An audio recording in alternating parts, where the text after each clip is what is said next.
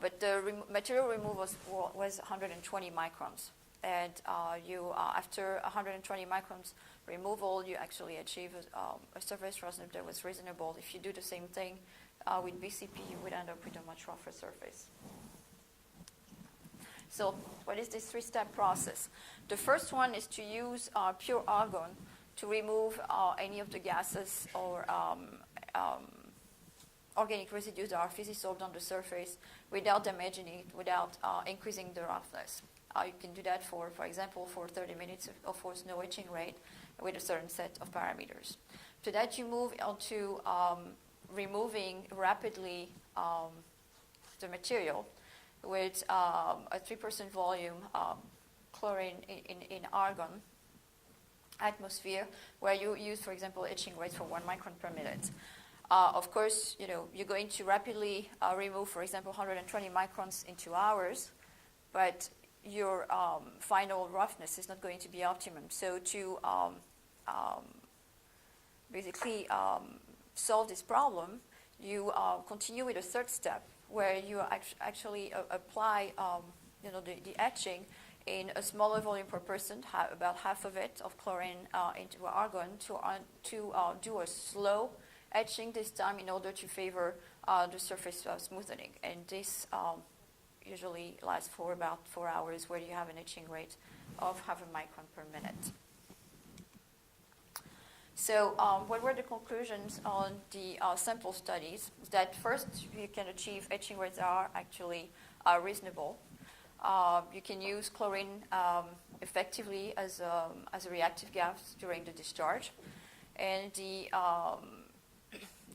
etching rate depends on of course, on the concentration of the reactive gas and the discharge parameter, naming the input power density as well as the pressure in the reaction chamber. Some EDS and XPS analysis have been done on the treated surfaces, and have shown that there was no impurities that have been introduced additionally on the niobium during the etching process. So finally, this three-step process was developed. And also, some of the emission spectroscopy that has been done during the etching experiment has shown that this etching is actually more a chemical etching more than a physical sputtering process. So this is for samples. Now it's time to move to cavities. So this system, based on a bell jar pumping system, has been put together. This is the schematic over here. You have the cavity in the center that's mounted on the flange for the vacuum system, some injection lines for the gas, and also the power source for the discharge, and some diagnostic optical fiber for diagnosing the process.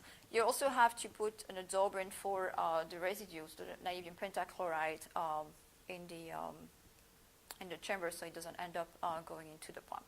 You have here a cavity that has been here it's argon plasma, but it's a cavity that has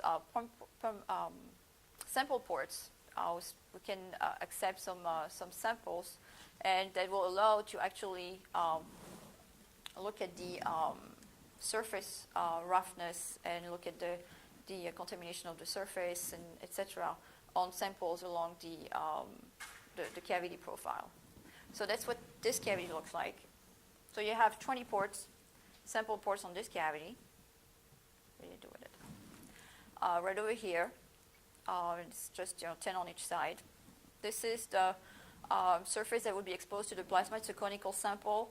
It's about this surface that's exposed to the plasma is about 5 millimeters square, and you simply, since the whole system is under vacuum, you just need to hold the sample with a simple bolt. Also, a niobium cathode has been made with this. They try to do, they actually have two, one that is a simple rod and one that has a profile that looks more like the cavity. So, let me see. So some diagnostic are being done in order to look at the characteristic of the discharge, and especially if it's an asymmetric discharge, and looking at the optical intensity through some fiber optics.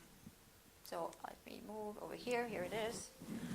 This is the cavity with a couple of fiber optics. The idea is to have fiber optics that are going to go all the way in there. Of course, they have to be chlorine resistant. Oops.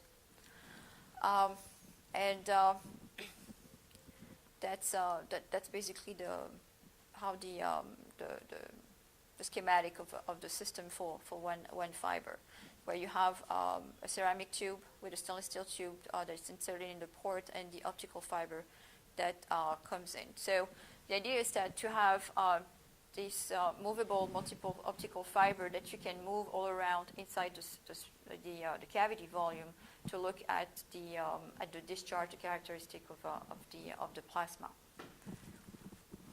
And that's going to be used for tomography studies. Okay, so that's basically where the project is at right now. Janardhan is still waiting for his power supplies. There's two systems that have been ordered. One that is similar to the one that has been used on the sample system, which is based on a magnetron at 2.45 gigahertz, and another one that is an RF system that has a wavelength that can be adjusted, a frequency that can be adjusted. I'm sorry. So the idea is to investigate once the optical tomography has been completed. The tomography studies is to move on to doing actual plasma etching on the samples placed along the profile of the cavity, and look at the roughness, uniformity across the whole cell, etc. And finally, once this is done after a few tests, then it will be able to move on to a single cell cavity and have some RF performance measurements done on these cavities. And I think that's it. So conclusion. I mean, most of the features of plasma etching have been compared basically to the wet process, except of course for the RF performance. Now, Janardhan is still completing some studies on the surface, on the Niobium surface based on samples. Because if you have noticed, some of you may have noticed that actually the roughness that have been measured were still pretty big, especially when you can achieve, I think, correct me if I'm wrong, Charlie, but roughnesses with barrel polishing plus electropolishing that are about 80 or 40 nanometers, right? Or 20. So basically the challenge is to show that you can do the same thing with plasma etching, so it's fully a full comparison. So the great advantages about this technique is that you can basically control your final surface and do whatever you want to it according to maybe your project. So that would be something that can be done. And for example, the final oxidation or the nitridation could be done right, following the etching process, maybe in a parallel chamber or in the same chamber, if the vacuum is good enough. So I think that's it.